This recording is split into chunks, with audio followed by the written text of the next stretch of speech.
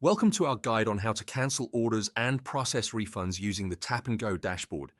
We'll walk you through the steps to ensure a smooth and efficient refund process for your customers. Start by navigating to the Orders tab on your dashboard. Here, you'll find a list of all your recent orders. This interface provides a clear overview, making it easy to manage and track your transactions. To cancel an order, locate the specific order you wish to refund. Click on Cancel Order to initiate the process. This step is crucial for ensuring the correct order is selected for cancellation. After selecting Cancel Order, a confirmation dialog will appear. Confirm the cancellation to proceed with the refund. Remember, the total amount of the order will be refunded to the customer. Once the order is cancelled, you can view it under the Cancelled tab.